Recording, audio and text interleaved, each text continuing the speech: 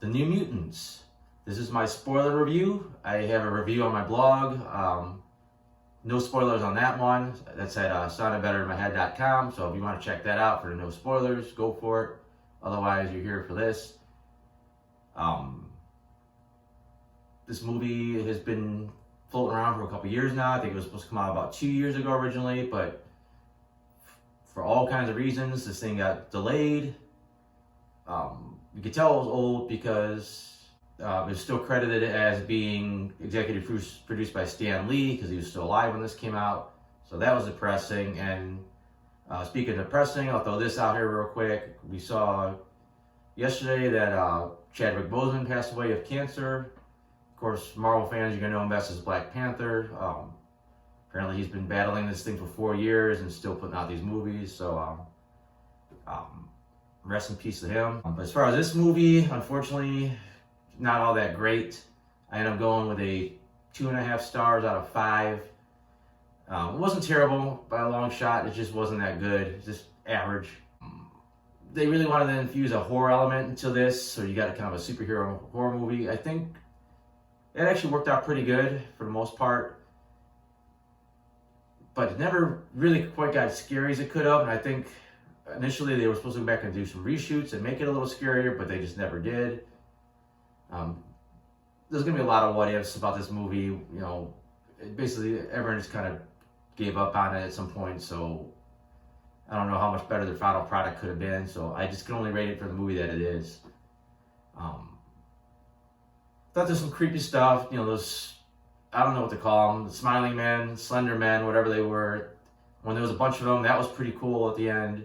I really wish they would have had more of them using their powers to fight these things. They mostly just ran away from them. They took a couple out. I think that would have been a chance for a really good action sequence late in the film.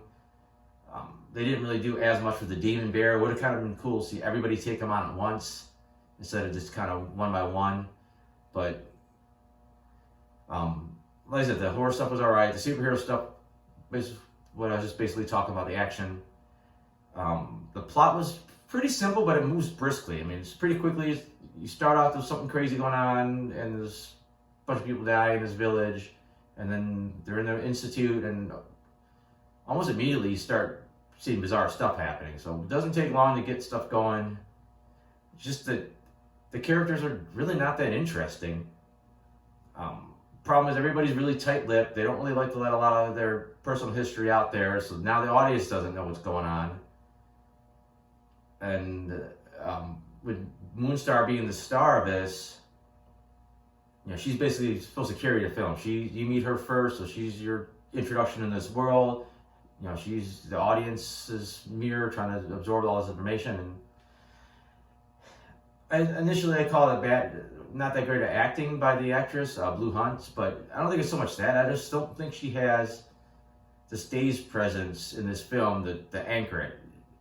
I mean, it's obvious that the big star, their equivalent of Wolverine in this movie is going to be Magic.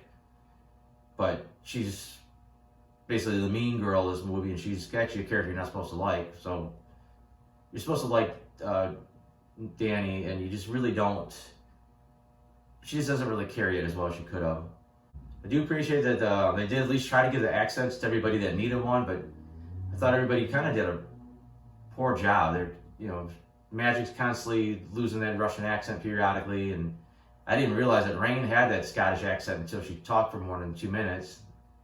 And there's just that slight Southern accent to Cannonball that, you know, just seemed like I said, he didn't talk enough to really like nail it. Oh, this guy's a Southerner. And for whatever reason, Roberto, who apparently was not even a Brazilian actor, had zero accent. I guess there was a lot of casting controversy about him. As far as how their powers looked, it was okay. I do like that they went with the classic Sunspot look, where he was basically just kind of solid black when he used his powers, and it was more about super strength than shooting fire, which was a later addition. I thought it was a nice touch. It was cool to see Lockheed the Dragon, but there was one of my biggest complaints about this movie is you get just enough eventually you get just enough of the background of these characters to understand them, but Magic is she's got so much stuff going on. I mean, her character is pretty convoluted in the comics, but here they just throw it all at you, and it's like, I don't know what the hell's going on. She's got these weird, creepy guys chasing her since she was a kid. No explanation of where these guys are, what they are, where they came from, why they want her. Limbo was supposedly this made-up place. To her, in the comics, it was an actual place you could go to, like, it was like a demonic realm where she basically grew up. Here, I don't know, her mutant power is mostly teleportation. They could at least let you know that her mutant power is teleportation, and she picked up all these powers somewhere else, but it's like, no, she can teleport, she can make this magic sword, she can do this, she can do that, she's got a puppet that turns into a real little dragon. There's so much they don't explain with her. It looks cool, but I don't know, it's just so out of the thing. It's supposed to just be about mutants, and then you got magic literally going on. Interesting that Dr. Reese was the villain for the most part. I was glad that they did have her mutant power, the force fields in there. Character-wise, nothing special about her. She wasn't really quite evil. She wasn't, she just came off kind of neutral, even when she was supposed to be doing bad things. It's not like she went into like a super villain rant at the end.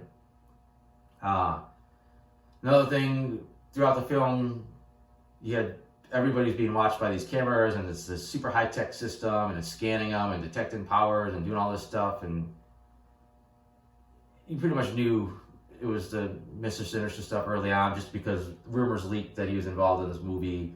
I think that took away from the horror element, constantly cutting back to like somebody watching them. I don't know. I think he could have used a lot less of that and a lot more of the horror, and maybe found some way to work that more closer to the end that, they were being watched. And that would get me to the fact that this movie did apparently have an end credit scene.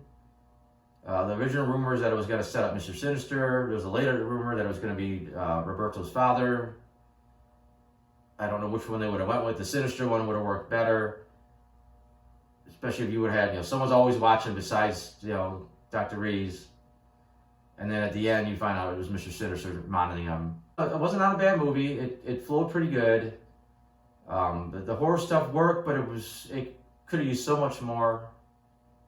The Mr. Sinister stuff, kind of getting into the sci-fi stuff a little bit again, I thought it felt a little out of place the way this movie was telling its story.